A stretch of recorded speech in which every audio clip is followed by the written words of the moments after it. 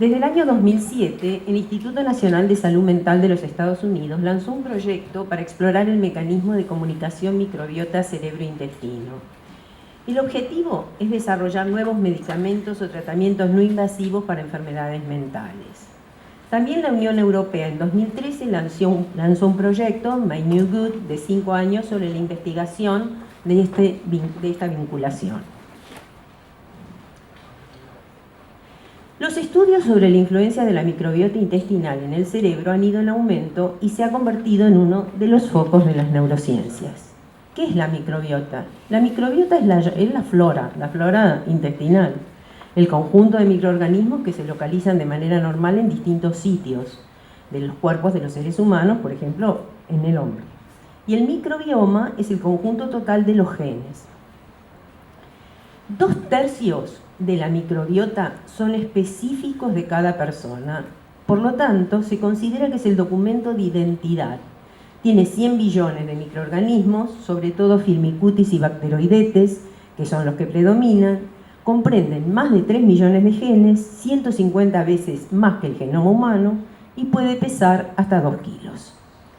¿Cuáles son las funciones? Degradación de fibras indigeribles, protección de los patógenos, síntesis de vitamina K, triptofano, efecto barrera en el sistema inmune, y es esencial para la maduración y activación de la microglía. La microbiota está influenciada por los factores genéticos, por la nutrición y hábitos dietéticos, por el uso de antibióticos, sobre todo en la primera infancia, por la actividad física y por el ritmo circadiano. Se considera que el eje cerebro-intestino-microbiota se caracteriza por una comunicación bidireccional a través de vías nerviosas y hemáticas, y esta función es importante para regular la función gástrica, intestinal y la homeostasis energética.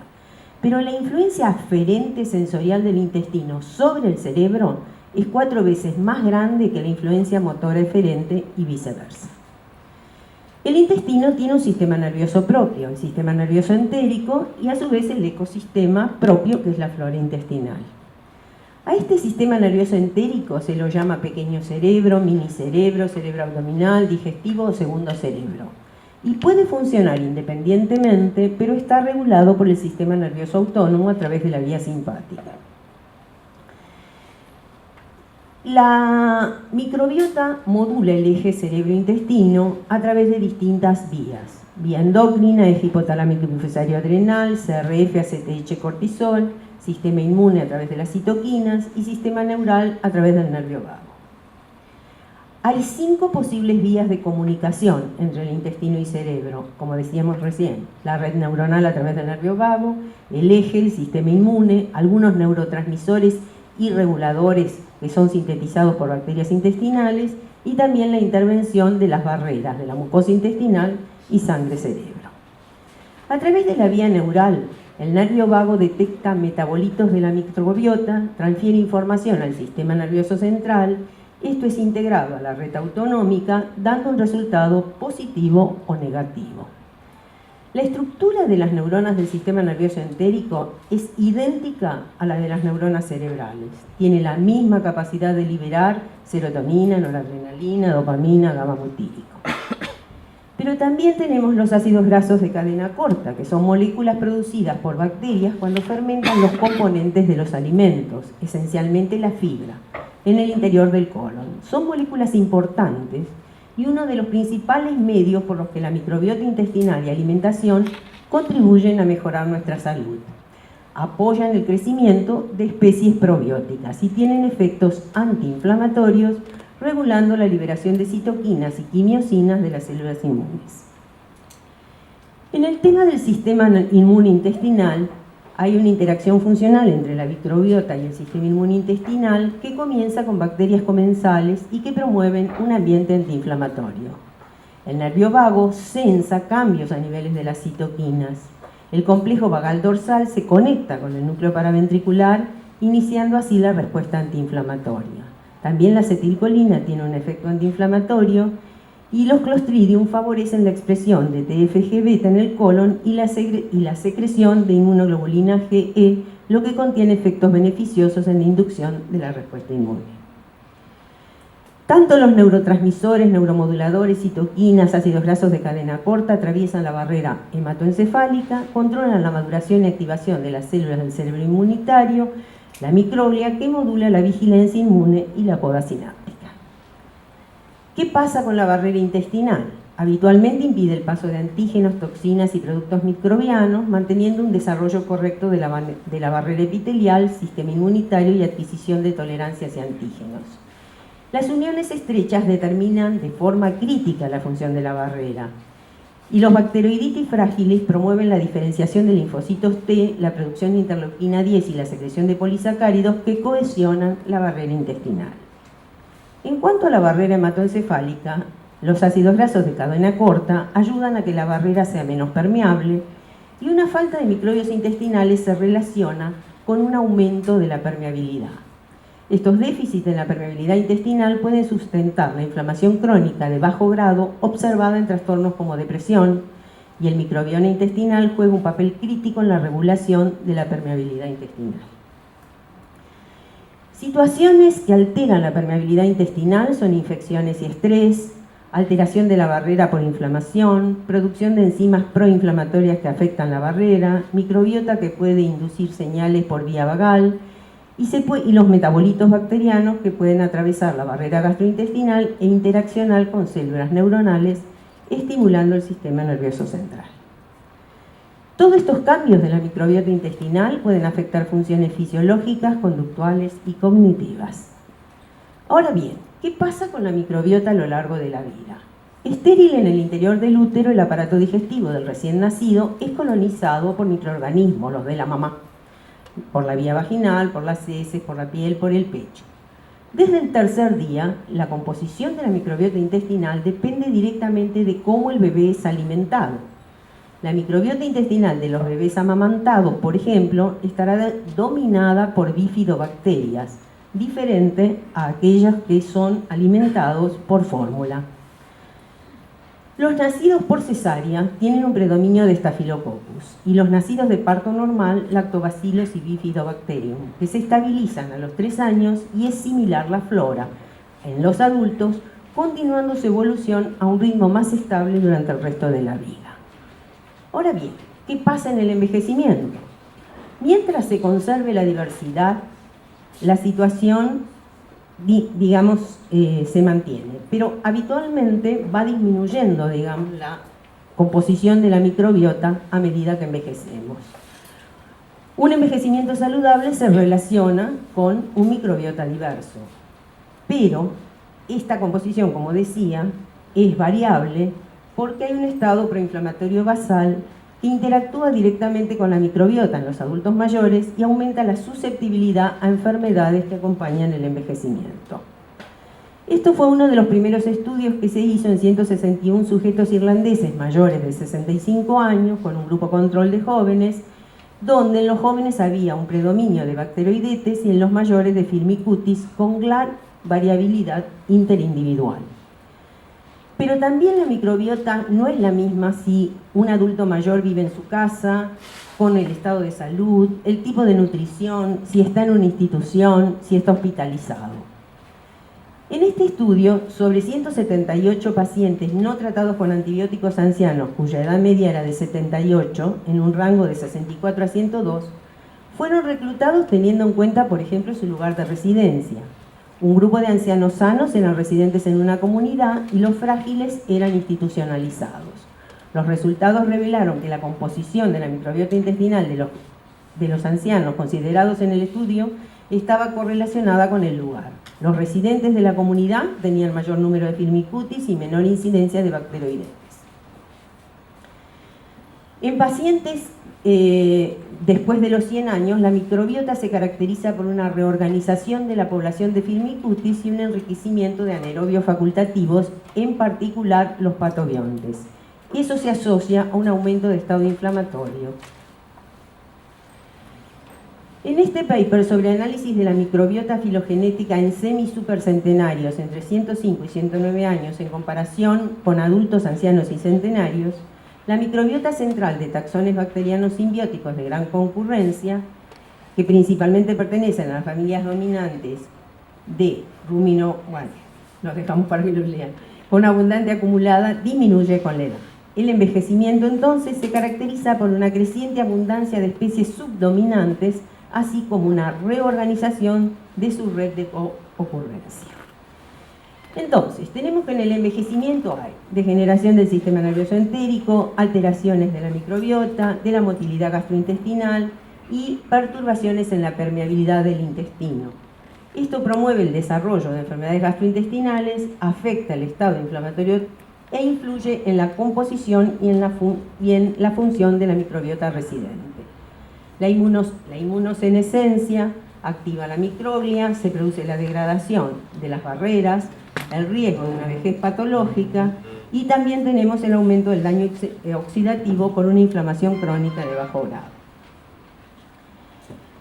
Hay un aumento concomitante de tamaño y activación de la microglia que puede conducir a un aumento del tono inflamatorio. Este estado proinflamatorio basal interactúa directamente con la microbiota de los mayores, aumentando la susceptibilidad a enfermedades que acompañan el envejecimiento.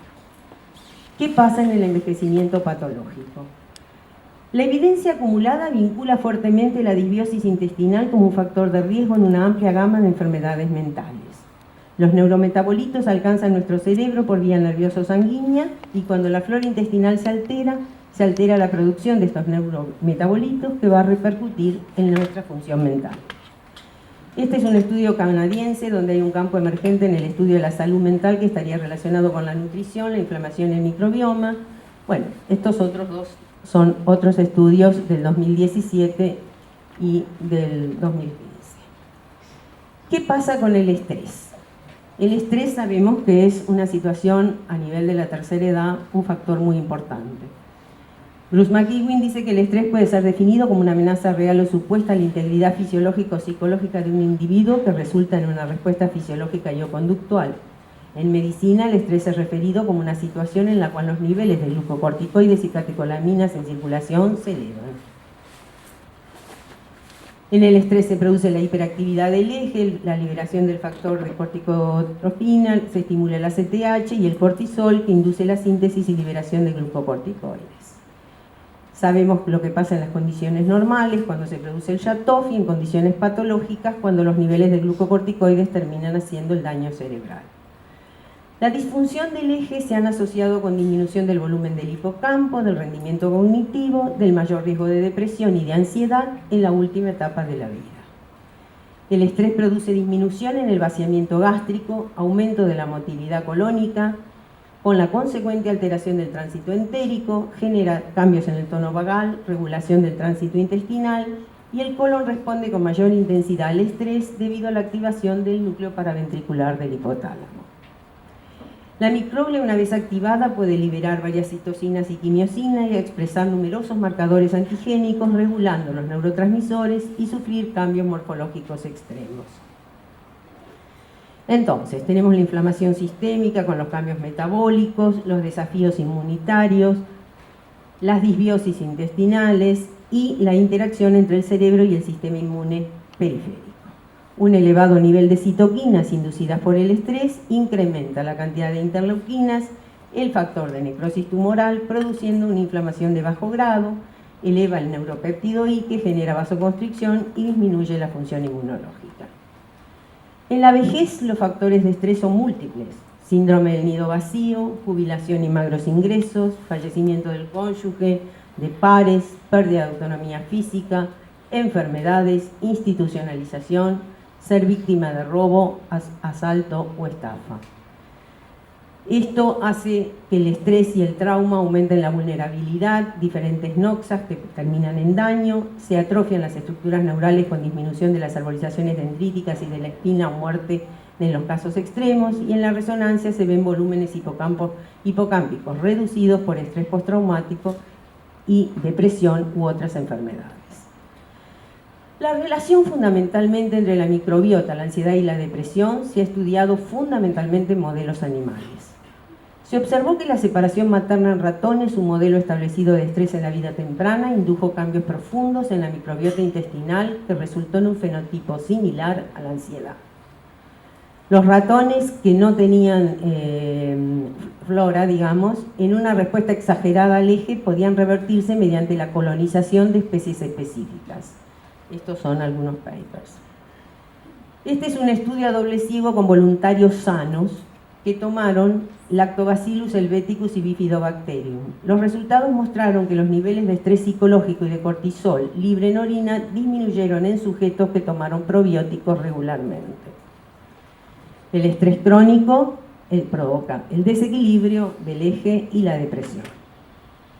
La depresión unipolar afecta a un 7% de la población de ancianos y representa un 5,7% de los años vividos con una discapacidad en las personas de 60 años o mayores, de acuerdo al informe de la OMS.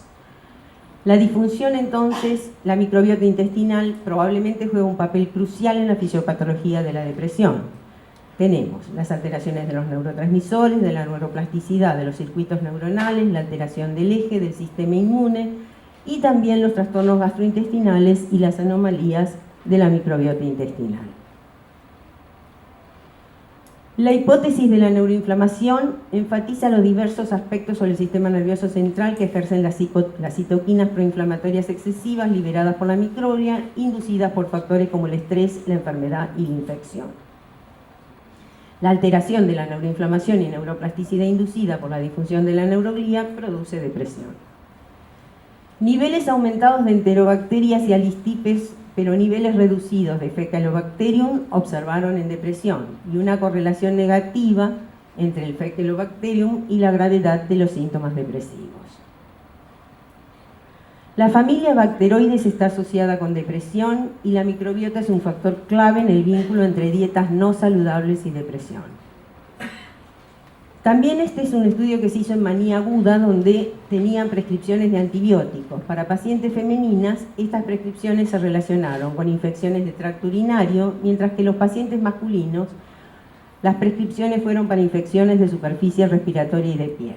El estudio mostró que el aumento de las prescripciones de antibióticos se relacionó con la severidad de la manía y los autores propusieron 3 mecanismos posibles: una infección potente que activó el sistema inmune y luego indujo la manía, infecciones bacterianas altas en pacientes con manía que reflejaban el bajo estado de respuesta inmune, y el uso de antibióticos podría haber cambiado la microbiota, que a su vez aumentaba el riesgo del cambio del estado anímico. ¿Qué son los psicobióticos? Son organismos vivos que cuando se ingieren en cantidades adecuadas producen un beneficio para la salud en pacientes que padecen enfermedades psiquiátricas. Es una clase de probiótico. Las bacterias que son capaces de producir y administrar sustancias neuroactivas como el ácido gamma-aminobutírico y la serotonina que actúan en el eje cerebro-intestino. Los beneficios pueden estar relacionados con acciones antiinflamatorias de ciertos probióticos y la capacidad de reducir la actividad del eje. En este estudio se evaluaron los beneficios potenciales del probiótico Bifidobacterium infantis en un modelo de separación materno en ratas relacionado con estrés y el ánimo. La separación de la madre causó una disminución de la prueba de natación forzada, incrementó el comportamiento de inmovilidad, disminuyó niveles de norepinefrina en el cerebro, aumentó la secreción de interleuquina 6 y los niveles de RNM del factor liberador de corticotrofinas en amígdala. Los descendientes de las ratas adultas fueron crónicamente tratados o con bifidobacteria o citalopram, y el tratamiento dio como resultado una normalización de la respuesta inmune y la reversión de déficits conductuales y restauración de concentraciones basales de noradrenalina en el tallo cerebral. Estos hallazgos sugieren que los probióticos pueden tener aplicaciones terapéuticas más amplias que lo que se consideró previamente. Por eso esta bacteria se define como psicobiótica. Bueno, este es un estudio que se hizo en personas sanas, sin síntomas gastrointestinales, y la ingesta durante 4 semanas en mujeres sanas afectó la actividad de regiones cerebrales que controlaban el procesamiento de la emoción y la sensación. El tema de los trasplantes. Trasplantar la microbiota de ratones convencionales expuestos a estresores, a ratones que no tenían flora, digamos, dio como resultado respuestas inflamatorias exageradas. Bueno, vamos a pasar. Los probióticos son microorganismos vivos que administrados en cantidades adecuadas dan un efecto beneficioso para la salud. Chocolate amargo, cuajada, los picles, el yogur, el miso, el ajo. Y la ingesta de probióticos puede modular la microbiota colónica aumentando el número de bacterias específicas, aumentando el crecimiento de bifidobacterias. Los prebióticos son compuestos no digeribles que benefician la actividad y el crecimiento de microorganismos beneficiosos. Tenemos que un alimento se considera simbiótico cuando tenemos probióticos y prebióticos. El diseño de una dieta personalizada como recurso complementario en el tratamiento de enfermedades neurológicas es una idea difícilmente alcanzable al día de hoy, debido a la gran complejidad de la microbiota y patrón microbiano único de cada persona. Pero el suplemento de probióticos o de prebióticos puede ayudar a mejorar la composición de la microbiota de los intestinos, regulando así una mejor transmisión de las señales del eje intestino-cerebro. Uno de los test que se hace es el test de hidrógeno de aire expirado, y nuevos descubrimientos ayudarán a comprender mejor el funcionamiento de la microbiota intestinal, su influencia en la salud y en la enfermedad durante el proceso de envejecimiento. Muchas gracias.